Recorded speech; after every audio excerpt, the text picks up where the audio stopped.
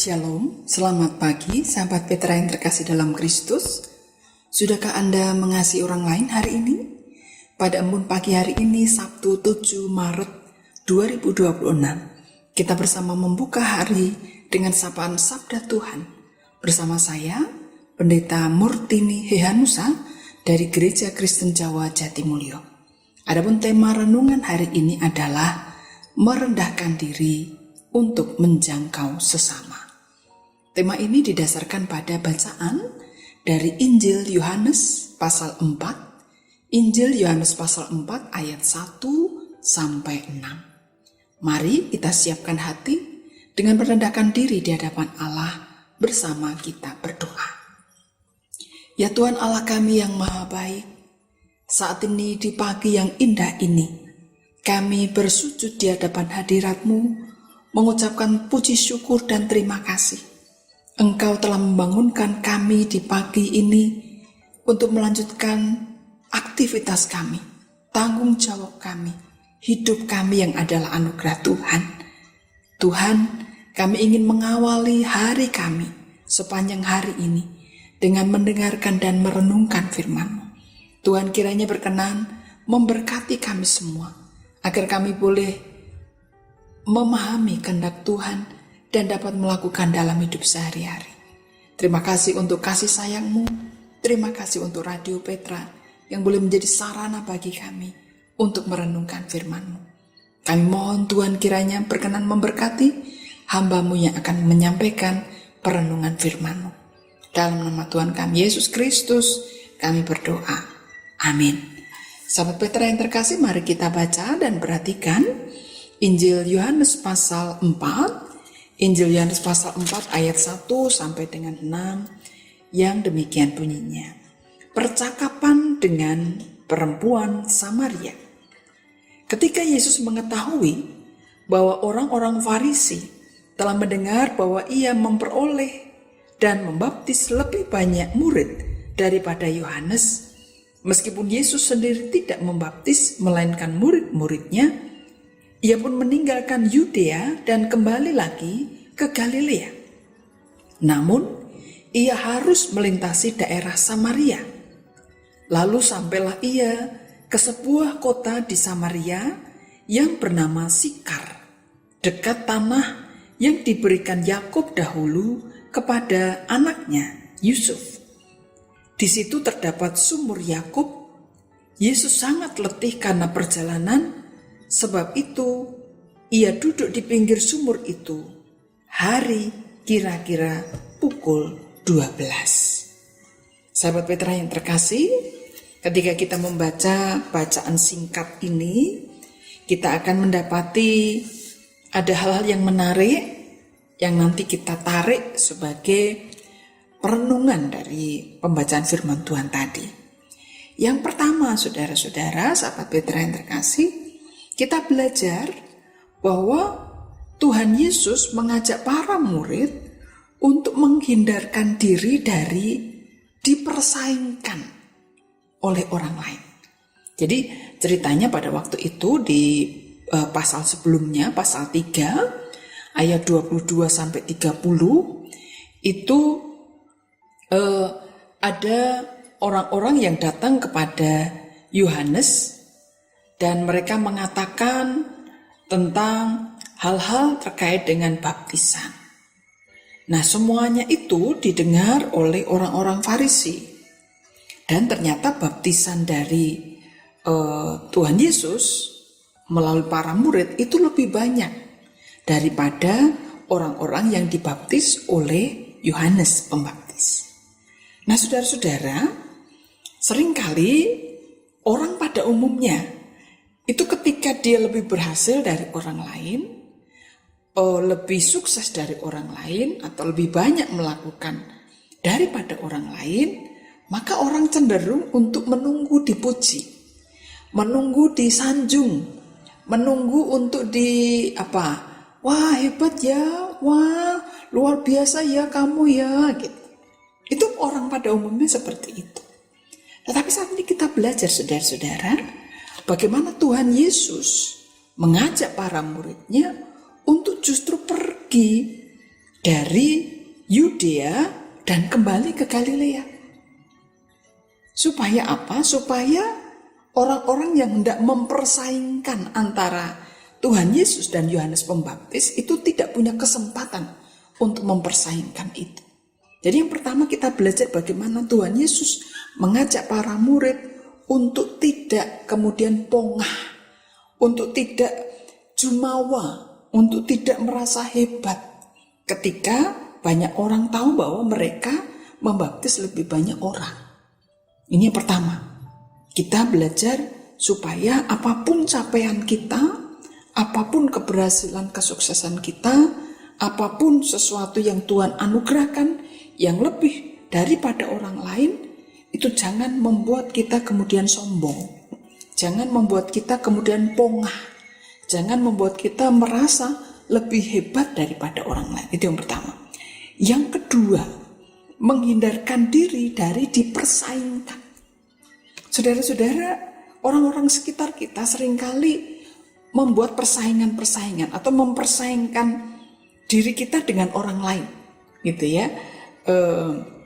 Misalnya dalam keluarga, anak sulung dengan anak ragil, gitu ya, atau kakak dengan adik, atau mungkin di dunia pekerjaan juga begitu. Orang kadang-kadang si A dipersaingkan dengan si B. Jadi seakan-akan ada orang lain yang bikin skenario supaya kemudian dua orang A dan B itu bersaing. Entah itu melalui kata-kata pujian atau mungkin berita-berita yang dibuat, dan ini yang dilakukan oleh orang-orang Farisi biasanya. Tapi Tuhan Yesus mengajarkan kepada para murid dan kita semua untuk menghindarkan diri dari dipersaingkan ini, supaya kemudian yang ada baik-baik saja, gitu ya. Nah di gereja juga gitu seringkali gitu ya, pendeta A dipersaingkan dengan pendeta B, ada yang ngefans pada pendeta A, ada kelompok lain yang ngefans terhadap pendeta B. Lalu kadang-kadang mereka itu seakan-akan mempersaingkan A dan B ini. Dan itu mau tidak mau pasti akan menimbulkan tidak damai sejahtera. Akan menimbulkan suasana yang tidak enak. Sehingga saudara-saudara, kita belajar dari firman Tuhan saat ini, pelajaran yang kedua adalah mari kita menghindarkan diri dari dipersaingkan. Mungkin kita termasuk orang yang mempersaingkan itu, orang Farisi. Semoga tidak ya. Tapi kalau kita termasuk yang itu, maka mari kita menyadarinya. Nggak perlu si A dipersaingkan dengan si B, biarlah masing-masing dengan capaiannya. Kita hanya bisa mendorong, yuk, jadilah versi terbaik dari dirimu. Ayo, mungkin bisa lebih baik loh. Tapi nggak perlu mempersaingkan bahwa si A lebih baik dari kamu. Wah, kamu lebih bodoh, kamu lebih tidak mampu, atau mungkin terlalu memuji yang si B. Wah, kamu hebat luar biasa, kamu lebih jago daripada si A. Nah, itu udah nggak perlu kayak gitu. Ya, jadi selain kita menjauhkan diri dari dipersaingkan, menghindari dari kondisi dipersaingkan, kita juga harus hati-hati. Jangan sampai kita menjadi pihak yang suka mempersaingkan. Itu pasti nggak akan damai sejahtera. Nah, saudara-saudara, untuk bisa menghindari dipersaingkan ini, maka mari kita mungkin kita nggak bisa kayak Tuhan Yesus ya, kemudian meninggalkan Yudea lalu kembali ke Galilea. Mungkin kita tetap ada di komunitas yang sama, tapi kita perlu melakukan upaya-upaya. Kita yang dipersaingkan misalnya, itu perlu melakukan upaya-upaya supaya kemudian orang-orang tidak mempersaingkan. Lalu pertanyaannya bagaimana caranya, gitu kan? Yang pertama pasti berdoa ya, mendoakan orang-orang yang seringkali mempersaingkan kita dengan orang lain. Lalu yang kedua, bisa jadi kita ngobrol dengan mereka. Nggak perlu atau menyampaikan pikiran kita, nggak perlulah persaingan-persaingan semacam itu. Atau bahkan mungkin kita bisa ngobrol dari hati ke hati. Kondisi yang kita hadapi, kita ngobrol dengan orang yang dipersaingkan dengan kita. Dan kita punya komitmen untuk udah nggak usah ada kondisi semacam itu, gitu ya, supaya kemudian kondisi pelayanan di gereja, kondisi di rumah itu damai sejahtera. Di rumah juga bisa begitu. Kalau kita dipersaingkan lalu kita kemudian arogan, kemudian sombong, kemudian merasa diri lebih hebat dari yang lainnya, maka akan melukai hati yang lainnya. Maka mari kita menghindarkan diri dari persaingan. Dan yang ketiga tadi, hati-hati supaya kita tidak menjadi orang yang suka mempersaingkan orang lain dengan orang lain, gitu ya. Mempersaingkan A dan B, itu harus kita hindari. Karena bagaimanapun itu sesuatu yang tidak baik. Sahabat putra yang dikasih Tuhan, untuk bisa melakukan ketiga hal itu tadi, paling tidak ya, ketiga hal itu tadi, kita memerlukan kerendahan hati untuk bisa tidak mempersaingkan orang lain. Kita perlu rendah hati. Untuk kita menghindar dari dipersaingkan itu juga butuh kerendahan hati. Untuk kita menjadi orang-orang yang mengusung damai sejahtera itu membutuhkan kerendahan hati. Loh, siapa yang bisa ini, saudara? Artinya gini, biasanya kalau kita dalam posisi yang berhasil, sukses gitu kan, cenderungnya hati kita kayak merasa bangga gitu kan.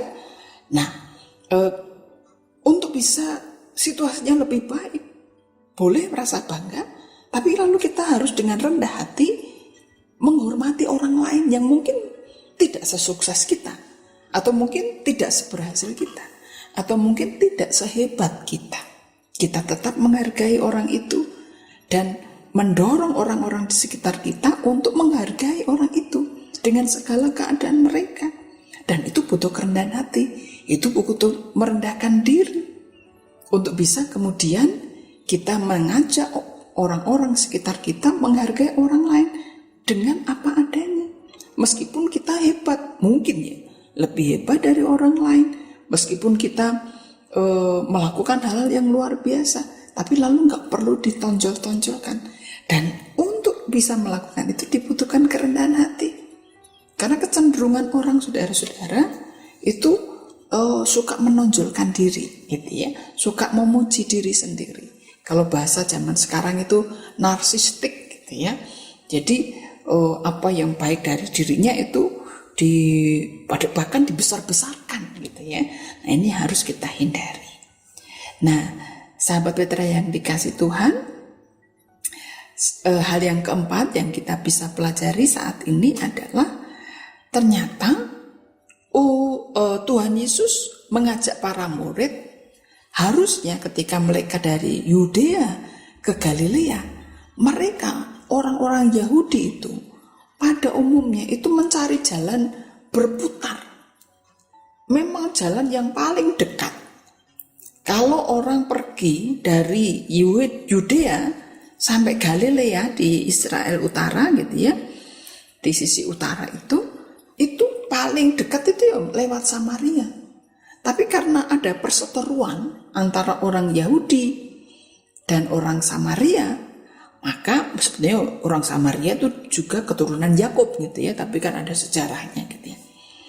Nah, karena ada perseteruan itu dan orang Yahudi menganggap rendah orang-orang Samaria, maka banyak orang Yahudi yang tidak mau lewat Samaria ketika mereka sedang menuju ke Galilea. Jadi Galilea itu tempat yang misalnya ibaratnya itu provinsi, gitu ya, wilayah yang besar, dan Yudea juga begitu. Nah, saudara-saudara, jadi orang-orang Yahudi itu tidak mau melewati Samaria karena mereka menganggap rendah orang-orang Samaria. Ada sejarahnya mengapa mereka menganggap rendah, karena dulu ketika orang-orang Israel Utara itu dijajah oleh Asyur, bangsa Asyur ini mengirimkan orang-orang dari jajahan yang lainnya dimasukkan ke Israel Utara pada waktu itu, ke Samaria, dan kemudian mereka terjadi kawin campur. Itu memang sengaja. Jadi jajahan-jajahan dari negara Asyur, memang kerajaan Asyur memang seperti itu. Beda dengan orang-orang Yahudi di selatan, di Yudea. Nah, sehingga karena orang-orang Samaria ini dianggap sudah kawin campur, kemudian iman mereka juga sudah tidak murni lagi dan sebagainya, maka terjadilah pertentangan, saudara-saudara. Terjadilah perselisihan. Bahkan tidak hanya perselisihan, orang Yahudi menganggap rendah orang-orang Samaria. Tapi saudara-saudara, dalam bacaan kita di sana dikatakan dalam ayat yang keempat, namun Tuhan Yesus harus melintasi daerah Samaria. Tuhan Yesus harus melintasi daerah Samaria. Kenapa harus? Biasanya orang Yahudi nggak mau kok melintasi daerah Samaria itu. Mereka mending memilih jalan melingkar, jalan yang lebih jauh daripada melewati Samaria. Karena di ayat 35 saudara-saudara, di sana menarik untuk diperhatikan bahwa di sana dikatakan sekarang juga penuai telah menerima, bukankah kamu mengatakan 4 bulan lagi tiba musim menuai? Namun aku berkata kepadamu, lihatlah sekelilingmu dan pandanglah ladang-ladang yang sudah menguning dan matang untuk dituai. Jadi kata harus di sini adalah gerakan hati dari Tuhan Yesus yang Maha Pengasih itu untuk menyelamatkan orang-orang Samaria, terutama orang-orang dari kota Sikar, di mana Tuhan Yesus bertemu dengan perempuan Samaria di pinggir sumur Yakub, gitu ya. Nah, saudara-saudara, dengan apa yang dilakukan oleh Tuhan Yesus tersebut, kita diingatkan bagaimana Tuhan Yesus mendengarkan suara hatinya untuk mengabarkan Injil, untuk datang kepada orang Samaria. Meskipun orang-orang Yahudi pada umumnya membenci, menganggap rendah, tetapi Tuhan Yesus melakukan yang sangat berbeda. Dia justru mau melewati Samaria, dan ia tahu bahwa ia akan melakukan hal besar. Dan benar-benar terjadi, ia kemudian bertemu dengan perempuan Samaria, dan dari sana maka banyak orang yang kemudian mendapatkan berita Injil. Sahabat Petra yang dikasih Tuhan, kadang-kadang kita ketika mau melakukan kehendak Tuhan, kita terkendala oleh barier-barier atau halangan-halangan yang menghalangi kita. Misalnya halangan-halangan itu adalah, dia tidak segolongan dengan saya, dia tidak seagama dengan saya, dia tidak selevel dengan saya, dia tidak sesuku dengan saya, dan sebagainya. Halangan-halangan itu menjadikan kita, bahkan label-label yang kita berikan kepada orang lain, menghalangi kita untuk berjumpa dengan mereka, dan menghalangi kita untuk mewartakan kabar sukacita kepada mereka. Saat ini saudara-saudara, kita diajak untuk meneladan Tuhan Yesus, dan itu juga membutuhkan kerendahan hati. Jadi untuk sampai pada melakukan sesuatu yang kalau boleh dikatakan lompatan, melakukan sesuatu yang merupakan lompatan dari apa yang pada umumnya terjadi, itu butuh kerendahan hati. Tuhan Yesus sudah merendahkan dirinya, Ia Allah yang menjadi manusia, Sang Firman yang menjadi manusia, dan dalam kehidupan sehari-harinya Ia juga merendahkan dirinya. Ia bertemu dengan orang Samaria yang tidak disukai, bahkan dibenci oleh orang-orang Yahudi. Tapi justru Tuhan Yesus menemui orang-orang Samaria. Tuhan Yesus berjumpa dengan orang Samaria.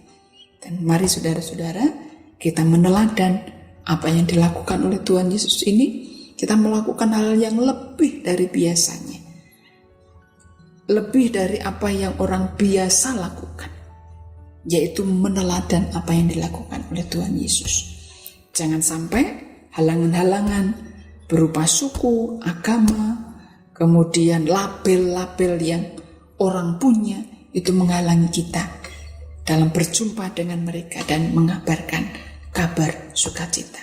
Mari kita lepaskan label-label, kita lepaskan anggapan-anggapan negatif yang kita punya terhadap orang lain, dan kita keluar untuk berjumpa dengan mereka, untuk mengasihi mereka, untuk menerima mereka apa adanya, untuk kemudian menjadi berkat bagi mereka, mengabarkan kabar gembira, kabar sukacita, Injil yang sejatinya adalah kabar sukacita kepada siapapun.